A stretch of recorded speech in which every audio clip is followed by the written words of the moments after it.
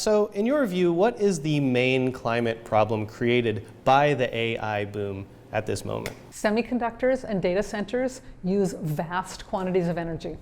If we don't start creating more renewables, in Taiwan, in the US, in the rest of the world, we're heading towards a climate catastrophe. So actually, according to our report, the projection towards 2030, the global data center electricity demand would triple, and especially the AI, the hyperscale data center. And it's not only data center, but also from the chip manufacturing. And of course, if more power means more fossil fuel like emissions, because they are still burning the coal and the gas. You've mostly focused on fabless chip makers like Nvidia and AMD, rather than the fabs themselves, the manufacturers like TSMC, like Samsung in South Korea. So why the decision to place the pressure on the customers of TSMC, like Nvidia and AMD, rather than on the producers themselves? Might you be letting the Samsungs and TSMCs of the world off the hook for their own emissions? We want to show it's possible for customer to require their supplier to do more because it has been done. It's feasible.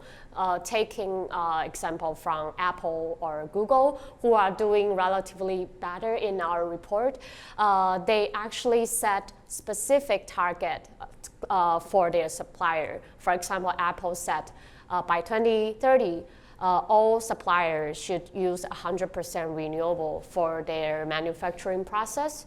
And Google set specifically for key hardware manufacturer to achieve that by 2029. So we actually think that it would be great for companies like Nvidia, companies like Apple and Google to put pressure on the chip manufacturers.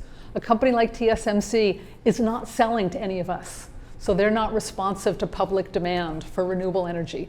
So they need to be hearing about it from Apple, from Nvidia, from Google. Both in the US and Taiwan, AI at this point is propping up the economy. It's the main driver. Now, if it comes to pass that both these climate goals and the economic development cannot coexist, which of these two goals should take precedence, and what are the things that we should be cutting in order to make one of these two things possible? In the case of all of the companies we're talking about, these are some of the largest, richest, and most innovative institutions that have ever been known in world history.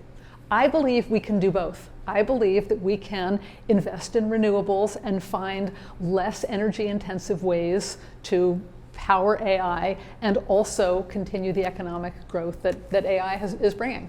And also I want to respond to the GDP growth because I think most of people in Taiwan don't feel that growth actually because it's highly concentrated in the semiconductor sector.